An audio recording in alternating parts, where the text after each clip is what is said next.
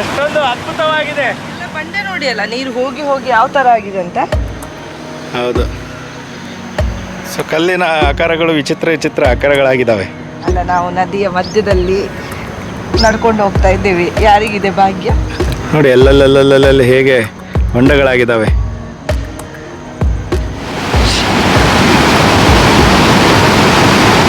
ಅಯ್ಯಪ್ಪ, ಹಾವಿದೆ, ಹಾವು ಹಾವು ಹಾವು. ಹಾವಿನ ಮರಿ ನೋಡಿ. ಇದು ಅದು ಇದು ವೈಪರ್ ಅದು ನೋಡ್ತಾ ಇದ್ದೀರಲ್ಲ. ಸೊ ಎಳ್ಳಮಾವಾಸ್ಯೆ ದಿನ ಅಲಂಕಾರವಾಗಿ ಏನು ಕಂಗೊಳಿಸುತ್ತಲ್ಲ, ಆ ಬ್ರಿಡ್ಜು ವಿಶ್ವೇಶ್ವರಯ್ಯನವರ ದೂರದೃಷ್ಟಿಯಲ್ಲಿ ನಿರ್ಮಾಣ ಆದಂತಹ ಬ್ರಿಡ್ಜ್. ನದಿ ಹರಿವು ತುಂಬ ಇದೆ ಸ್ನೇಹಿತರೆ. ನದಿಯಲ್ಲಿ ಇಳಿಯೋ ಸಾಹಸ ಮಾತ್ರ ಮಾಡಬೇಡಿ.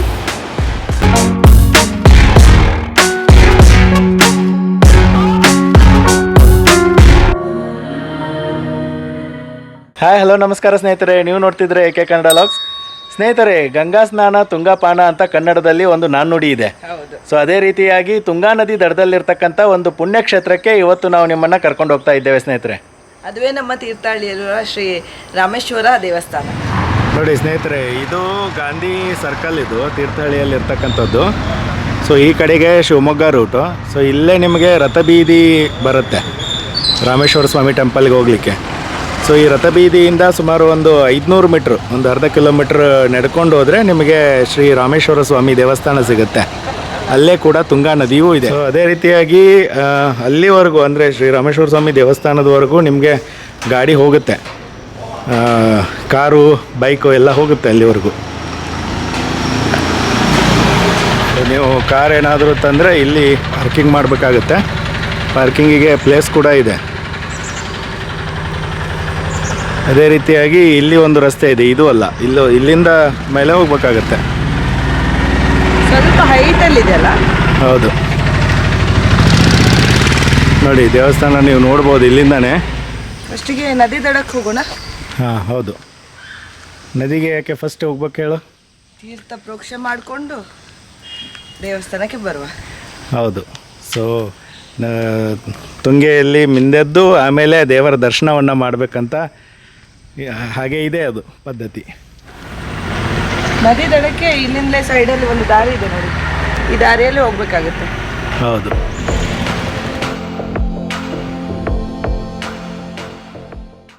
ನಿತ್ಯ ಅನ್ನ ಸಂತರ್ಪಣೆ ಸಹ ಆಗುತ್ತೆ ನೋಡಿ. ಸೇವಾ ಮಂದಿರ. ಭೋಜನದ ಸಮಯ 1ರಿಂದ 2:30. ಸೊ ಇಲ್ಲಿ ನಿತ್ಯ ಅನ್ನ ಸಂತರ್ಪಣಾ ಸೇವಾ ಮಂದಿರ. ಪಕ್ಕದಲ್ಲಿ ಈ ಕಡೆಗೆ ಟಾಯ್ಲೆಟ್ಸ್ಗಳನ್ನೆಲ್ಲ ಕೂಡ ಮಾಡಿದ್ದಾರೆ, ವ್ಯವಸ್ಥೆ ಇದೆ, ತುಂಬ ಚೆನ್ನಾಗಿದೆ. ಮಲೆನಾಡಲ್ಲಿ ಇರೋದೇ ಒಂಥರ ಚಂದ. ಅದರಲ್ಲೂ ಇಲ್ಲಿನ ದೇವಸ್ಥಾನಗಳನ್ನು ಎಕ್ಸ್ಪ್ಲೋರ್ ಮಾಡೋದ್ರಲ್ಲಿ ಇರೋವಂಥ ಖುಷಿನೇ ಬೇರೆ. ಅಷ್ಟು ಸುಂದರವಾಗಿರುತ್ತೆ ದೇವಸ್ಥಾನಗಳು. ಹೌದು. ಬನ್ನಿ ತುಂಗಾ ನದಿಗೆ ಹೋಗೋಣ.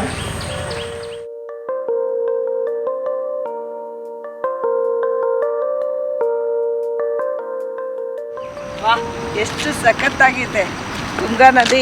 ಇಲ್ಲಿ ಎಷ್ಟು ಬೋರ್ಗರಿತ ಹರಿತಾ ಇದ್ದಾಳೆ ನೋಡಿ.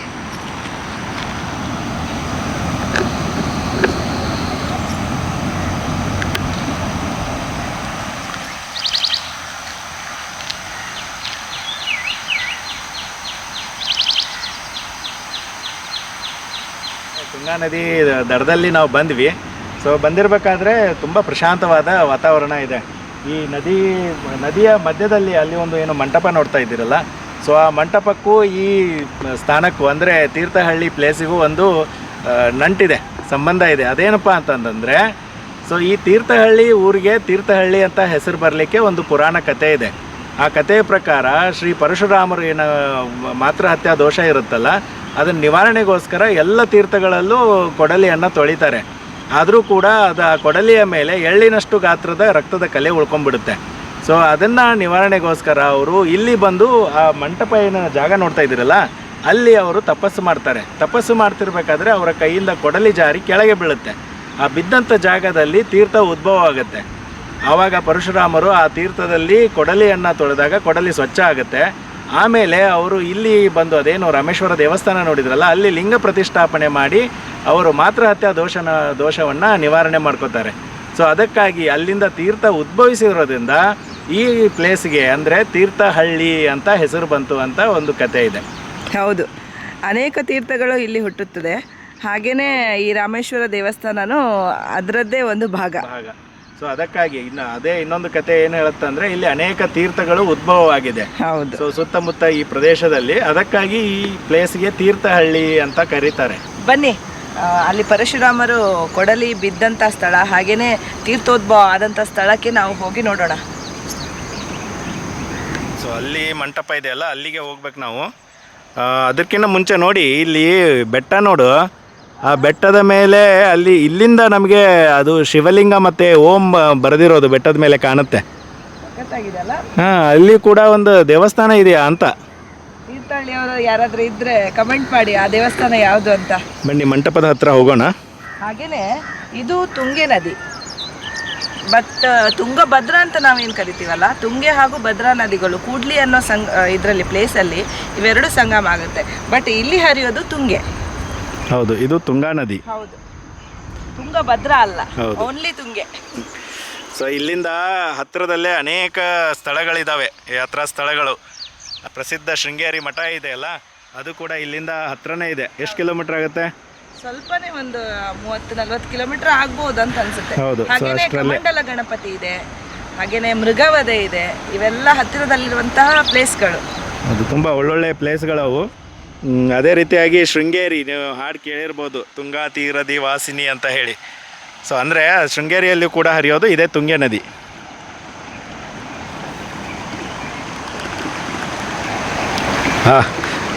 ಬೆಳಿಗ್ಗೆ ಬೇಗ ಬಂದರೆ ಏನು ಪ್ರಶಾಂತವಾದ ವಾತಾವರಣ, ಜನರ ಗದ್ದಲ ಇಲ್ಲ, ವಾಹನಗಳ ಕಿರಿಕಿರಿ ಇಲ್ಲ, ಈ ನದಿಗಳ ಜುಳು ಸೌಂಡ್ ಮನಸ್ಸು ಆಹ್ಲಾದವಾಗಿ ಬಿಡುತ್ತೆ.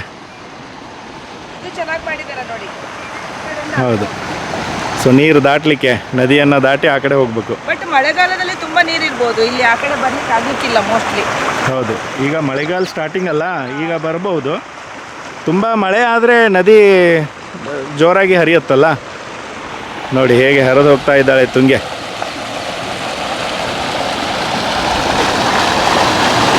ಸೊ ಗಂಗಾ ಸ್ನಾನ ತುಂಗಾ ಪಾನ ಅಂತ ಕರೀಲಿಕ್ಕೆ ಕಾರಣ ತುಂಗೆ ಅಷ್ಟೊಂದು ಶುಭ್ರ ಮತ್ತು ಸ್ವಚ್ಛ ಅಂತ. ಈ ತುಂಗಾ ನದಿಯಲ್ಲಿ ಸ್ನಾನ ಮಾಡಿದರೆ ಅನೇಕ ರೋಗಗಳು ವಾಸಿ ಆಗ್ತವೆ ಅಂತ ಪ್ರತೀತಿ ಇದೆ. ಅಂದರೆ ಕುಡಿಯೋದಕ್ಕೂ ಭಾಳ ಒಳ್ಳೇದಂತೆ ನೀರು, ಅಷ್ಟು ಸಿಹಿಯಾಗಿರ್ತದೆ. ಹೌದು, ಸಿಹಿಯಾಗಿದೆ, ಸ್ವಚ್ಛವಾಗಿದೆ. ಇನ್ನೊಂದು ಇಲ್ಲಿನ ವಿಶೇಷತೆ ಏನು ಗೊತ್ತಾ, ಎಳ್ಳಮಾವಾಸ್ಯೆಗೆ ಇಲ್ಲಿ ವಿಶೇಷವಾಗಿ ರಾಮೇಶ್ವರ ಮಂದಿರದಲ್ಲಿ ಜಾತ್ರಾ ಮಹೋತ್ಸವ ನಡೆಯುತ್ತೆ, ವಿಜೃಂಭಣೆಯಿಂದ ಜಾತ್ರೆ ಆಗುತ್ತೆ. ಆ ಸಮಯದಲ್ಲಿ ಈ ತೀರ್ಥ ಏನಿದೆಯಲ್ಲ, ಇಲ್ಲಿ ಹಲವಾರು ಮಂದಿ ಬಂದು, ಅಂದರೆ ಲಕ್ಷಾಂತರ ಮಂದಿ ಬಂದು ಇದರಲ್ಲಿ ಸ್ನಾನ ಮಾಡಿ ತಮ್ಮ ಪಾಪ ವಿಮೋಚನೆಗಳನ್ನು ಮಾಡ್ತಾರೆ. ಅದು ಒಂದು ಇಲ್ಲಿಯ ಅಂದರೆ ವಿಶೇಷತೆ. ಹೌದು. ಅದೇ ರೀತಿಯಾಗಿ ನಾವು ಅಲ್ಲಿ ನೋಡ್ಬೋದು, ಅದು ಬ್ರಿಡ್ಜ್ ಏನಿದೆಯಲ್ಲ, ಅದು ಫುಲ್ ಲೈಟಿಂಗ್ ಆಗುತ್ತಂತೆ ಜಾತ್ರಾ ಟೈಮಲ್ಲಿ. ಜಾತ್ರೆ ಅಂದರೆ ಎಳ್ಳಮಾವಾಸ್ಯೆ ಟೈಮಲ್ಲ, ಯೂಶ್ವಲಿ ಡಿಸೆಂಬರಲ್ಲಿ ಬರುತ್ತೆ. ಎಳ್ಳಮಾವಾಸ್ಯೆ ಏನಿದೆಯಲ್ಲ ಡಿಸೆಂಬರಲ್ಲಿ ಬರುತ್ತೆ. ಅಂದರೆ ಮಲೆನಾಡು ಭಾಗದಿಂದ ಆಗಲಿ, ದಕ್ಷಿಣದ ಭಾಗದಿಂದ, ಅಂದರೆ ದಕ್ಷಿಣ ಕನ್ನಡ ಆಗ್ಬೋದು, ಉಡುಪಿ ಆಗ್ಬೋದು, ಮಲೆನಾಡಿನ ಭಾಗದ ಜನರೆಲ್ಲ ಇಲ್ಲಿ ಬಂದು ಇದರಲ್ಲಿ ಸ್ನಾನ ಮಾಡ್ತಾರೆ. ಹಾಗೆಯೇ ಸಮುದ್ರ ಸ್ನಾನಕ್ಕೂ ಹೋಗ್ತಾರೆ. ಅದೇ ರೀತಿಯಾಗಿ ನಾವು ಉತ್ತರದಲ್ಲಿ ನೋಡ್ಬೋದು ಏನಂದರೆ, ಎಳ್ಳು ಮತ್ತು ಬೆಲ್ಲವನ್ನು ನಾವು ಗದ್ದೆಗಳಿಗೆ ಅಂದರೆ ಬಿಸಾಕಿ, ಅಂದರೆ ಇದು ಮಾಡ್ತೀವಿ, ಬಿತ್ತುತ್ತೀವಿ. ಅದರಿಂದ ಎರೆಹುಳಗಳು ಇದಾಗ್ತದಂತ, ಅಂದರೆ ಅವುಗಳಿಗೆ ಆಹಾರ ಆಗುತ್ತೆ. ಚರಗ ಚೆಲ್ಲೋದಂತಾರಲ್ಲ ಆ ಟೈಪ್, ಸಂಕ್ರಾಂತಿಯಲ್ಲಿ ಮಾಡ್ತೀವಲ್ಲ ಅದೇ ಥರವಾಗಿ ಎಳ್ಳಮಾವಾಸ್ಯೆಯಲ್ಲಿ ಆ ಕಡೆ ಮಾಡ್ತಾರೆ. ಇಲ್ಲಿ ಏನು ಮಾಡ್ತಾರೆ ಅಂದರೆ, ಈ ಕಡೆ ದಕ್ಷಿಣ ಕರ್ನಾಟಕದ ಕಡೆ ಈ ರೀತಿ ಮಾಡ್ತಾರೆ.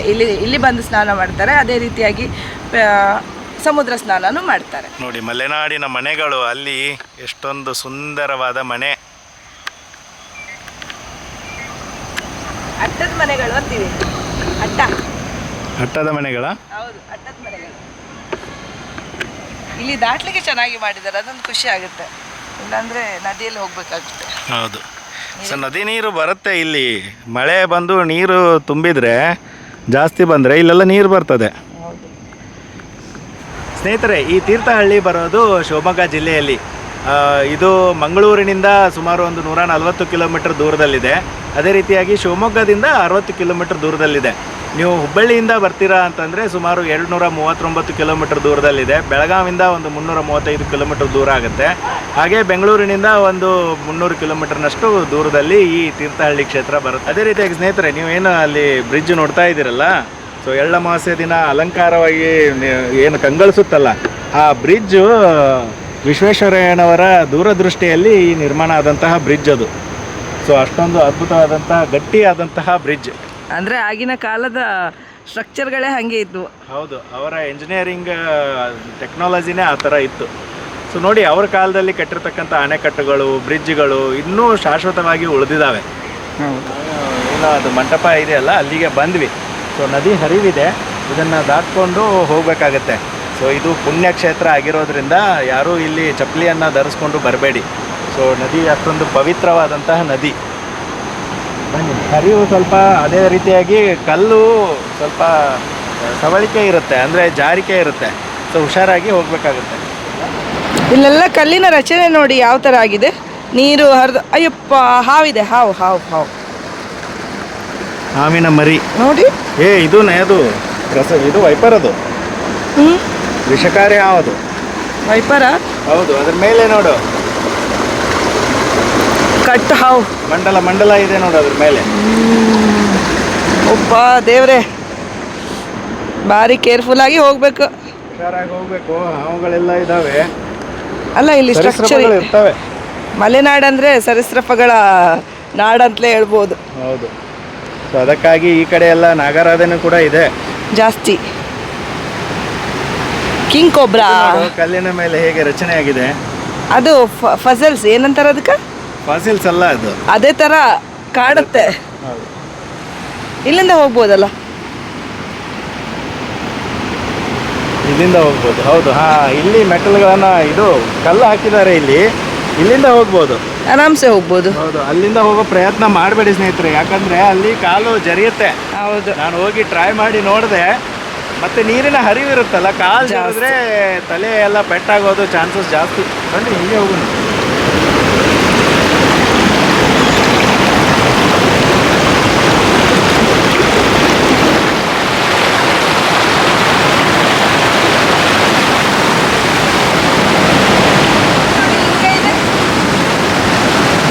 ಇಲ್ಲಿ ಒಂದು ಶಿವಲಿಂಗ ಇದೆ.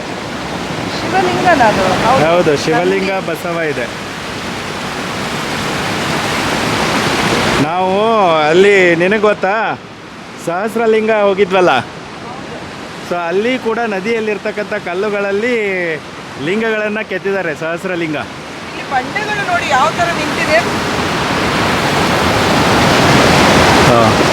ಸ್ಟ್ರಕ್ಚರ್ ಅಷ್ಟು ಕಲ್ಲು, ಅಂದರೆ ನದಿ ನೀರಿನ ಫೋರ್ಸ್ನಿಂದ ಎಲ್ಲ ಹರಿದು ಬಂದಿರೋದಂತ ಕಾಣುತ್ತೆ ಇದು. ಚಂದ ಪೋಸ್ ಕೊಡ್ತಾ ಇದೆ.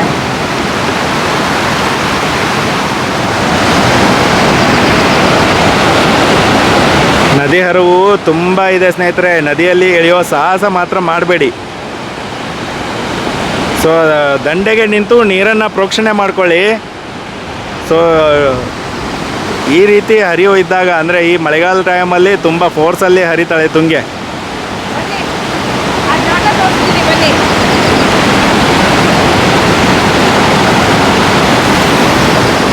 ಬನ್ನಿ, ಆ ಜಾಗಕ್ಕೆ ಹೋಗೋಣ.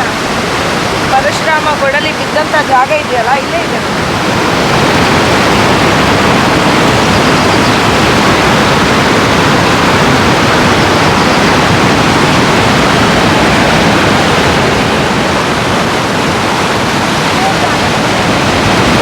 ಹನುಮಂತ ನೋಡಿ, ಶಾಸನ ಬರೆದಿದ್ದಾರೆ ನೋಡಿ. ಹೌದು, ಈ ಇದರಲ್ಲಿ ಕಾಣಲಿಕ್ಕಿಲ್ಲ, ಶಾಸನ ಇದೆ.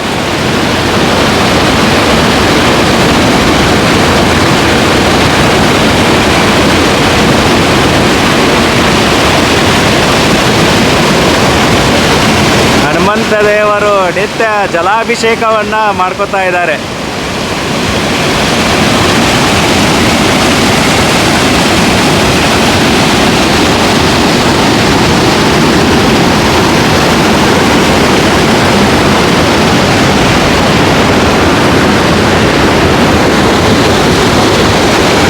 ಇದೇ ಜಾಗದಲ್ಲಿ ಅಲ್ಲ?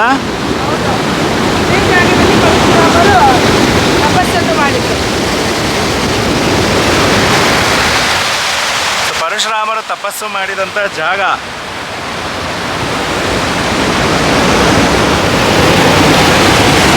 ನೋಡಿ ಇಲ್ಲಿ ಕೂಡ ಶಾಸನಗಳನ್ನು ಬರೆದಿದ್ದಾರೆ. ಸೊ ತಪಸ್ಸು ಮಾಡಿದಂಥ ಜಾಗ. ಇಲ್ಲಿ ಒಂದು ಶಿವಲಿಂಗ ಇದೆ. ಅದೇ ರೀತಿಯಾಗಿ ಇಲ್ಲಿ ಒಂದು ಶಿವಲಿಂಗ ಮತ್ತು ಬಸವ ಇದ್ದಾರೆ. ನೋಡಿ ಇಲ್ಲಿ ಕೂಡ ಶಾಸನ ಇದೆ. ಅದೇ ರೀತಿಯಾಗಿ ಇಲ್ಲಿ ಒಂದು ಶಿವಲಿಂಗ, ಅಲ್ಲಿ ಒಂದು ಶಿವಲಿಂಗ ಇದೆ ನೋಡಿ.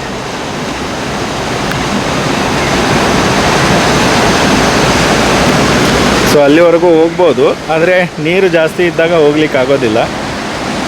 ಸೊ ಇಲ್ಲಿಂದ ಹೀಗೆ ಕಲ್ಲಿನ ಇದು ಇದೆ ನೋಡಿ, ಇಲ್ಲಿ ಕಾಲಿಟ್ಟು ಕೆಳಗೆ ಇಳಿದು ಅಲ್ಲಿವರೆಗೂ ಹೋಗ್ಬೋದು.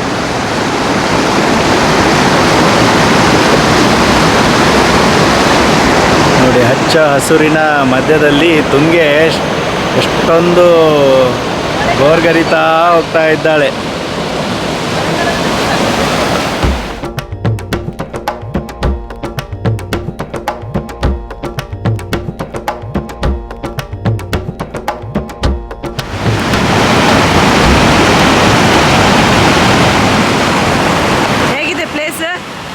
ಸಖತ್ತಾಗಿದೆ.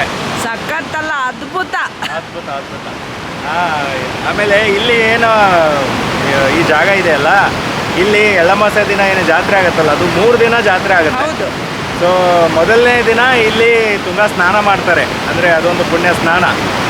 ಅದೇ ರೀತಿಯಾಗಿ 2ನೇ ದಿನ ರಥೋತ್ಸವ ಆಗುತ್ತೆ. ರಾಮೇಶ್ವರ ದೇವಸ್ಥಾನದಿಂದ ರಥಬೀದಿಯಲ್ಲಿ ರಥೋತ್ಸವ ಆಗುತ್ತೆ. 3ನೇ ದಿನ ಈ ನದಿಯಲ್ಲಿ ತೆಪ್ಪೋತ್ಸವ ಆಗುತ್ತೆ. ಹೀಗೆ 3 ದಿನ ವಿಶೇಷವಾಗಿ ಜಾತ್ರೆ ಆಚರಣೆ ಆಗುತ್ತೆ ಇಲ್ಲಿ. ಸೊ ಅವಾಗ ಲಕ್ಷಾಂತರ ಜನರು ಇಲ್ಲಿ ಸೇರ್ತಾರೆ. ನೋಡಿ ಅಲ್ಲಿ ನೀರಲ್ಲಿ ಕೂಡ ಒಂದು ಹಾವಿದೆ.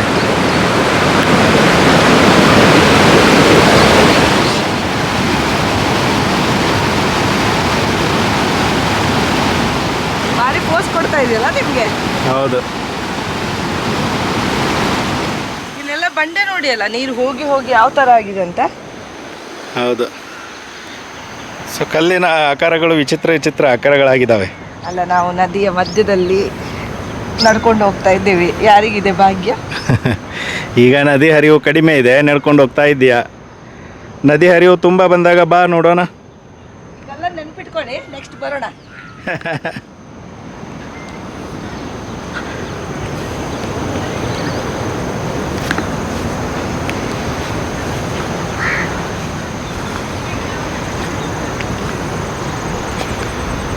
ಜೀವಗಳು ಎಲ್ಲೆಲ್ಲ ತಾಳ್ತವೆ ಅನ್ನೋದಕ್ಕೆ ಇದೇ ಸಾಕ್ಷಿ ನೋಡಿ. ಓ, ಇದು ಮನೆಯಲ್ಲಿ ಇದನ್ನ ಪ್ಲಾಂಟ್ ಹಾಕ್ತೀವಲ್ಲ ಪಾಟಲ್ಲಿ, ಹೌದು ಅದೇ ಇದು ನೋಡಿ. ಅಲ್ಲಿ ನೋಡಿ, ಅದ್ರಲ್ಲಿ ಕಲ್ಲು ನೋಡಿ ಬಂದು ಕೂತಿದೆ. ಬೆಣಚು ಕಲ್ಲುಗಳು ಎಲ್ಲ ಸವಿದಿದೆ ಅವೆಲ್ಲ. ನೋಡಿ ಎಲ್ಲೆಲ್ಲೆಲ್ಲೆಲ್ಲೆಲ್ಲಿ ಹೇಗೆ ಹೊಂಡಗಳಾಗಿದ್ದಾವೆ.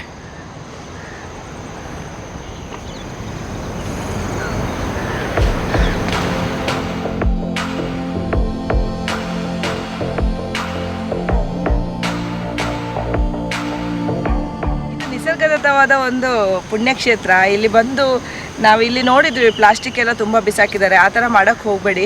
ಹೌದು. ಸೊ ಯಾಕಂದರೆ ಪ್ಲಾಸ್ಟಿಕ್ ಪರಿಸರದಲ್ಲಿ ಕೊಳೆಯೋದಿಲ್ಲ, ಪರಿಸರ ನಾಶ ಆಗಲಿಕ್ಕೆ ಶುರು ಆಗುತ್ತೆ. ಸೊ ನಿಸರ್ಗವನ್ನು ಉಳಿಸಿದರೆ ನಾವು ಕೂಡ ಬದುಕ್ತೇವೆ. ಮುಂದಿನ ದಿನಗಳಲ್ಲಿ ಪರಿಸರ ಉಳಿಸಿ ಹೋಗೋಣ. ಸೊ ಆ ರೀತಿಯಾಗಿ ಈ ವಿಡಿಯೋ ಮೂಲಕ ನಮ್ಮದೊಂದು ನಿಮ್ಮಲ್ಲಿ ಕಳಕಳಿ. ಏನಾಯ್ತು? ಮಜಾ ಇದೆ. ಖುಷಿ ಆಯ್ತಾ? ಖುಷಿ ಆಯಿತು, ನಿಜವಾಗ್ಲೂ ಖುಷಿ ಆಯಿತು. ಏನು ಪರಶುರಾಮರು ಇಲ್ಲಿ ಬಂದದ್ದು ಅಲ್ವಾ? ರೇಣುಕಾದೇವಿ, ನಾವಲ್ಲಿ ಸೌದತ್ತಿಯಿಂದ ಇಲ್ಲಿ ಬಂದ್ವಿ ಹುಡ್ಕೊಂಡು ಪರಶುರಾಮರ ಸ್ಥಾನಕ್ಕೆ. ಹೌದು, ಭಾಳ ಚೆಂದ ಇದೆ ಪ್ಲೇಸ್. Must visit. ನೀವೇನಾದರೂ ತೀರ್ಥಹಳ್ಳಿಗೆ ಬಂದರೆ ಇಲ್ಲಿ ವಿಸಿಟ್ ಮಾಡೋದನ್ನು ಮರಿಬೇಡಿ, ಅಷ್ಟು ಚೆನ್ನಾಗಿದೆ ಪ್ಲೇಸ್. ನೋಡಿ, ತುಂಗಾ ಸ್ನಾನವನ್ನು ಮಾಡಿಕೊಂಡು ಶ್ರೀ ರಾಮೇಶ್ವರ ದೇವರ ದರ್ಶನವನ್ನು ಪಡಿಬೇಕು. ಸೊ ತುಂಗಾ ನದಿಗೆ ಭೇಟಿ ಕೊಟ್ಟು ನಾವು ರಾಮೇಶ್ವರ ದೇವಸ್ಥಾನದ ಹತ್ರ ಬಂದ್ವಿ. ಸೊ ಇಲ್ಲೇ ಮೇಲೆ ಏರಿ ಹೋದರೆ ರಾಮೇಶ್ವರ ದೇವಾಲಯದ ಒಳಗಡೆ ಹೋಗ್ತೇವೆ.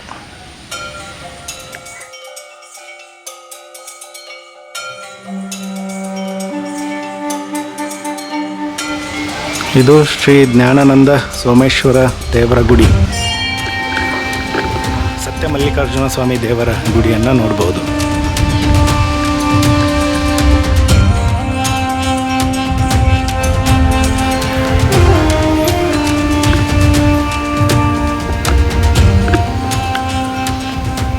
ಇಲ್ಲಿರೋದು ಕಂಬದ ಗಣಪತಿ. ಕಂಬದ ಗಣಪತಿ ದೇವರು. ಕಂಬದಲ್ಲೇ ಇದೆ ಗಣಪತಿ.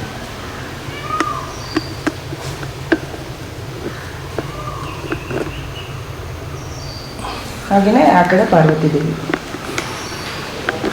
ಸೊ ಈ ಕಡೆಗೆ ಪಾರ್ವತಿ ದೇವಿ ಮಂಟಪ ಇದೆ ನೋಡಿ ಇಲ್ಲಿ. ಇದು ಕೂಡ ಕಂಬದಲ್ಲೇ ಇದೆ ದೇವಿಯ ಮೂರ್ತಿ.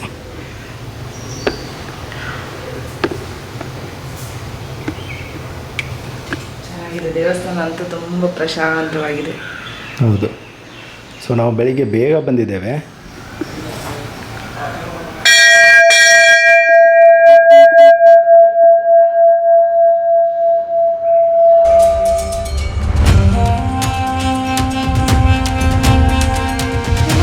ರಾಮೇಶ್ವರ ದೇವಸ್ಥಾನ, ಇಲ್ಲಿ ಹನುಮಂತ ದೇವಸ್ಥಾನ, ಬೊಕ್ಕಸದ ಹನುಮಂತ ದೇವಸ್ಥಾನ. ಹನುಮಂತ ದೇವರು.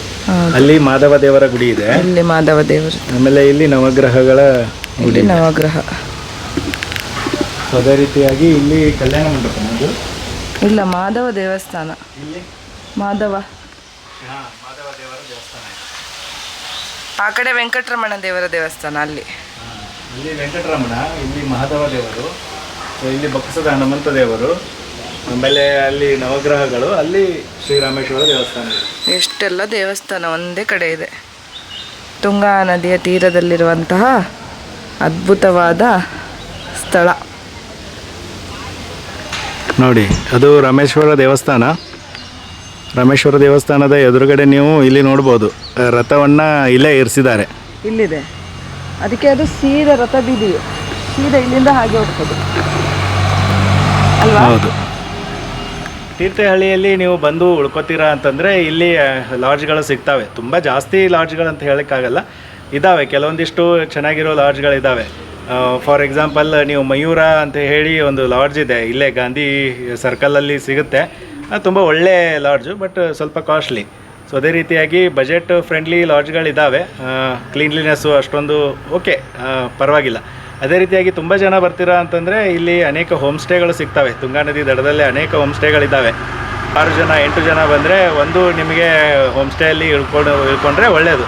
ಸುಮಾರು ಒಂದು 4,000 5 ಸಾವಿರವರೆಗೂ ಅವ್ರು ಚಾರ್ಜ್ ಮಾಡ್ತಾರೆ. ಸೊ ನೀವು ಒಬ್ಬರು ಇಬ್ಬರು ಬರ್ತೀರಾ ಅಂತಂದರೆ ಲಾಡ್ಜ್ ಮಾಡೋದು ಬೆಸ್ಟ್.